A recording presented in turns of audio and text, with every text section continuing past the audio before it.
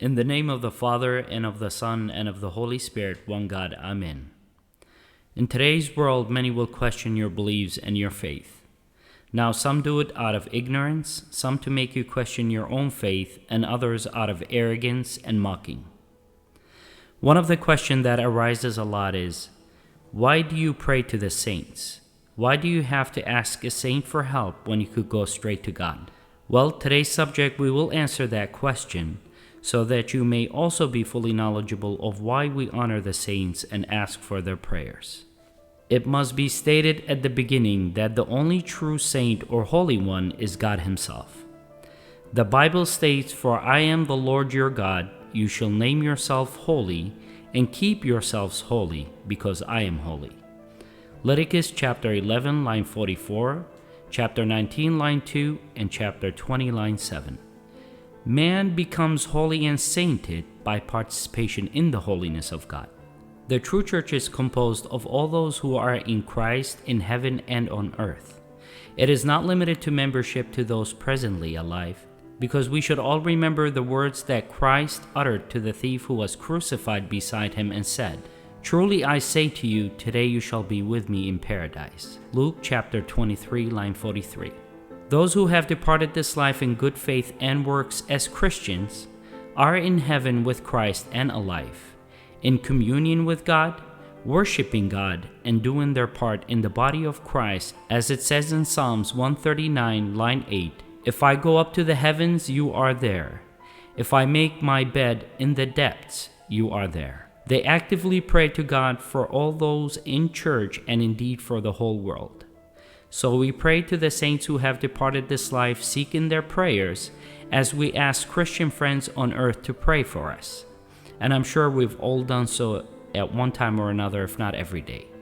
Through the work of the Holy Trinity, all Christians could be called saints, especially in the early churches. As long as they were baptized in the name of the Holy Trinity, they received the seal of the Spirit of chrismation and frequently participated in the Eucharist. In the same spirit, St. Paul, when writing to the churches he had visited, calls all the faithful saints. Writing to the Ephesians, he addresses the saints who live in Ephesus. Writing to the Corinthians, he used the same expressions. Holiness or sainthood is a gift given by God to man through the Holy Spirit. It may be stated here that the saints are first of all friends of God, as Christ said, "You are my friends if you do whatever I command you. No longer do I call you servants, for a servant does not know what his master is doing. But I have called you friends, for all things that I heard from my Father I have made known to you." John chapter 15, line 14 and 15. Secondly, through their genuine pity and absolute obedience to God, they pleased him and have therefore been sanctified both in soul and body, as written in Revelations chapter 14, line 13. "Then I heard a voice from heaven say, 'Blessed are the dead who die in the Lord. From now on, yes, says the Spirit, they will rest from their labor, for their deeds will follow them.'" In other words, their faith did save them, but it was their deeds that entered them through the gates of heavens. As written in James chapter 2, line 17, and it says, "Even so, faith, if it has no works, is dead, being by itself." And subsequently, the saints are glorified in this world as we remember them when we do the remembrance, or dukhrana, as our Lord and Savior said himself in remembrance of Mary of Bethany in Matthew 26, line 13, "Truly I tell you, wherever this gospel is preached throughout the world, what she has done will also be told in memory of her." Also in Psalms 112, line 6 says, "For he shall never be shaken, the righteous shall be remembered forever." Third, they have been accepted in God's bosom after their passing from this world into eternal life. Fourth, many of them have been given special grace or favor to perform miracles either before their departure from this world, like Mar Yosef and Marzaya as examples, or after their departure, like Margi Wargis and Shmun Ibnaya as examples, and many others. Fifth, they have been granted the special gift to pray and intercede for all those still living in this world and fighting the good fight for the glory of God and their own perfection in Christ. This intercession springs from the fact that they are also part of the communion of saints, as it says in the book of Revelation, chapter 8, line 4, "And the smoke of the incense with the prayers of the saints went up before God out of the angel's hand." They share prayer and good works with Christians on earth, and there is a constant interaction and unity between the glorified saints in heaven and Christians who still live in this world. How?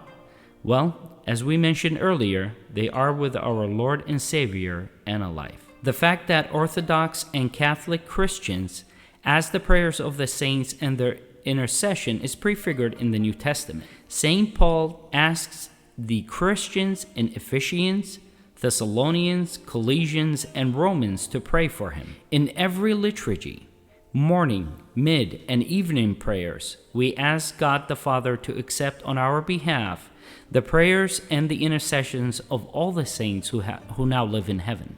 The fathers and the saints of the Church also accepted, as a matter of course, the prayers and the intercessions of all the saints before them and asked for their help. In the Church of the East, the worship given to God is completely different from the honor of love and respect, or even paid to all those endowed with some dignity.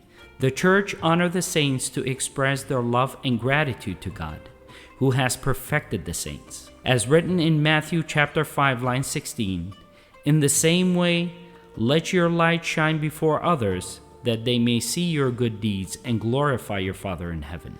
They are those he has received in his heavenly mansion in fulfillment of his word when he said, "Where I am, there you may be also." John chapter 14, line 3. And also, "I am the resurrection and the life. He who believes in me will live, even though he dies, and whoever lives and believes in me will never die." John chapter 11, line 25 and 26. Instead of praying for forgiveness of their sins, we praise them for their struggle in Christ. We make petition to them, asking them to pray for us and the remission of our sins and spiritual growth, seeking their help in our spiritual needs. In other words, our communion in prayers with the saints is a realization of the bond between Christians on earth and the heavenly Church. In conclusion, in the Old and the New Testament, sacred scriptures present numerous examples that the righteous, while still living, can see, hear, and know much that is inaccessible to the ordinary understanding. The saints, while they were still on earth, were able to penetrate in spirit into the world above. From the parable of the rich man and Lazarus, Luke 16, 10-31, we know that Abraham, being in heaven, could hear the cries of the rich man who was suffering in hell, despite the great unbreachable gulf that separated them. The Church has always taught the invocation of the saints, convinced they intercede for us before God in heaven. In other words, having a prayer relationship with a saint is another way we can gain help in our spiritual path to salvation in the Church. Go with the grace of God and the prayers of the saints. Amen. شلوطمار دولت قديش توعوتا دمم ورقتا وتخشوت خنبر طيبوتا ما تمرم طوانيتا خيل يا رب دصية وزكايا وعذران على هايا وعوث مال خرم ضارب دشبيخة طواني داوهات نصيخ صبرا زدي قوتا وزرع شيلة بوريتا حانزة وقدي شمرة وخاطري قمر السقان بغرة سادي وضبر خيلة مرقسة نصيخة ودمر بطروس دمار أوذي طوان وخلاصاتها روخانات ودشموني ودوني وادخل صدق الشمارة هولا نميناي شورا رام ودقوزا خسي لا تفرقت بسي وشوزو ودنا طرقلونا شاتن بيشو خيلة واطي قلهن زرع الدار ما ندخل أولو روخا قدش العالمين.